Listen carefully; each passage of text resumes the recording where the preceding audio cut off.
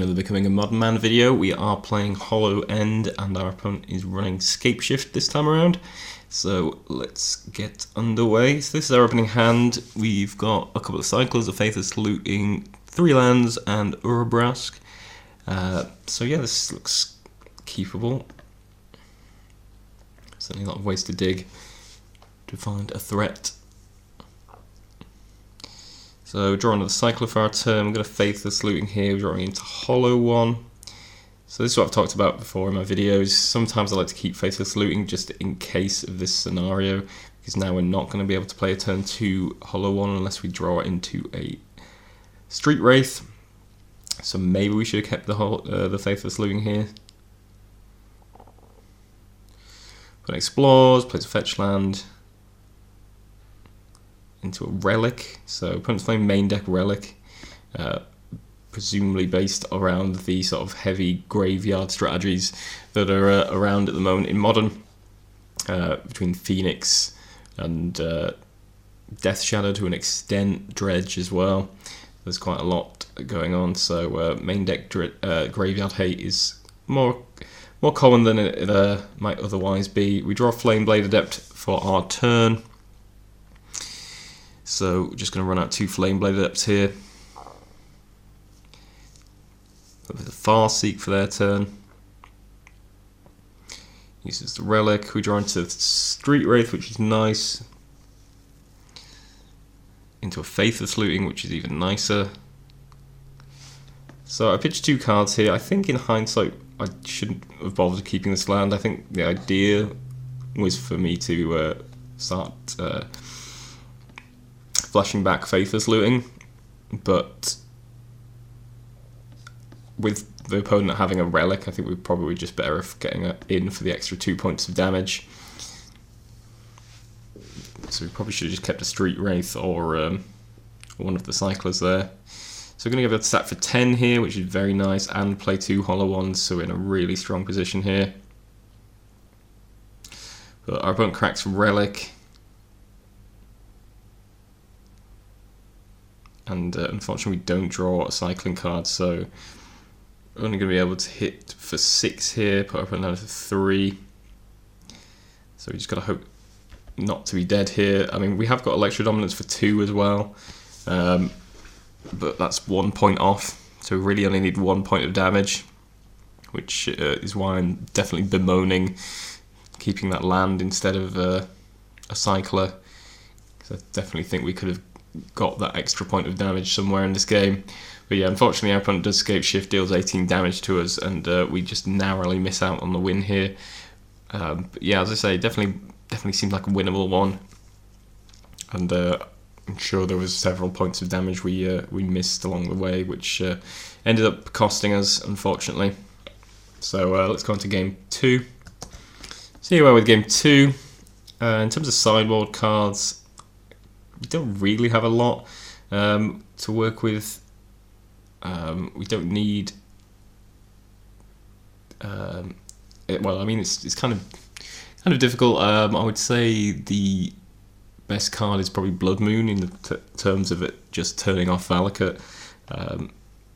But other than that, we don't really have a whole lot to bring in, so we're kind of just running as is. Sounds pretty good.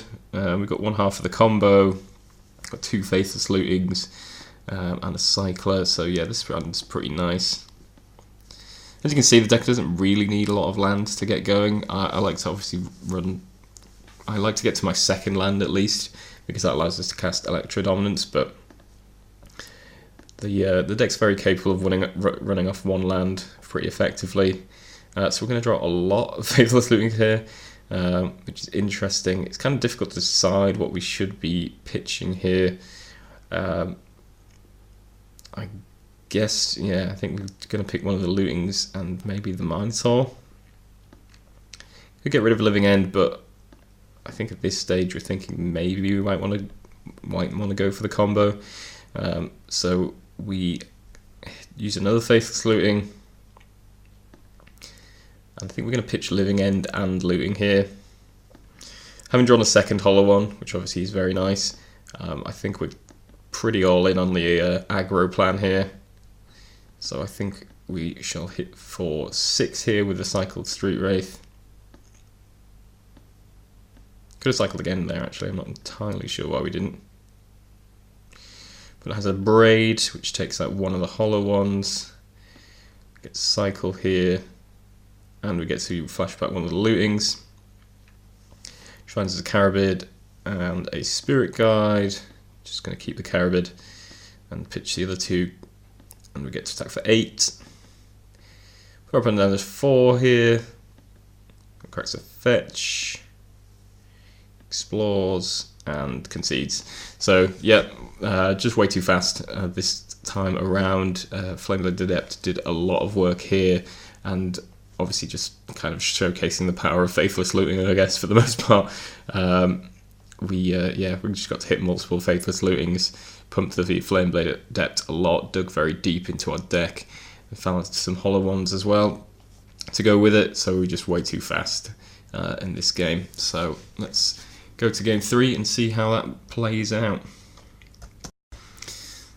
Okay, so here we are with game 3. This is our opening hand. Yeah, not too bad. We've got Flameblade Adept as an early threat, one half of the combo, Street Wraith, Deadshot Minotaur, and Cathartic Reunion, which can hopefully dig us even deeper into our deck, so pretty happy with this. That's a turn 1 Relic, which is a little bit annoying, but not the end of the world. We've got a threat here, and it's possible that we can draw into more. Find Blood Moon here, which is going to be a good option for us. We have got the lands to cast it as well, but we'll see how it plays out. It might be that we end up discarding it depending on how the game starts to play out. So we're drawn to Faithless Looting off a cycled Street Wraith, which is nice. But I decided to Cathartic Reunion here while we've got the chance. Cathartic Reunion gets worse as the game goes on because you have to pitch 2 cards to it, so generally it's a good idea to cast it when you can. I decided to pitch Mountain and Deadshot Minotaur. Assuming we're going to draw another land if we do want to cast Blood Moon, or at least at some point, if that does become what we want to do. I think it's worth keeping Living End because the combo could certainly do some good work for us.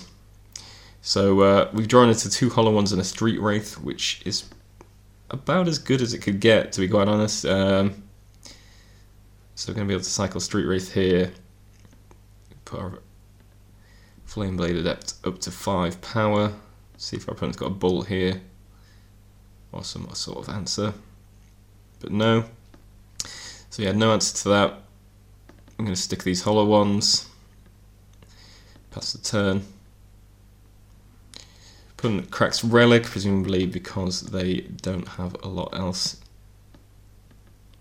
on offer. I'm going to Faithless Looting here. We managed to find the combo, which is not terribly useful at the moment given that we've lost our graveyard, but is potentially another option should our opponent find a way to wipe our board, or wipe enough of it that it becomes dangerous. Maybe we should have kept the land. I think potentially that was a good idea, because Blood Moon is going to be pretty good. But that's a Braid, which is fine. Still going to take 8 here. And also makes Electro Dominance into Living End a pretty good option. Ingot Chewer is one of our sideboard cards here. Baloth is fairly annoying, actually. Could buy them some time, so yeah, they're going to drop a Baloth, gain 4, go up to 9.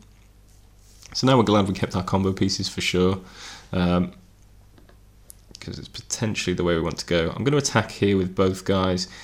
It's possible we could have just comboed and we would have got back Hollow One, Ceridon and Carabid here, which certainly isn't bad. I decided that it was probably best to attack here with everyone. I mean, the fact that opponent's going to gain 4 life when we Living End is certainly a concern.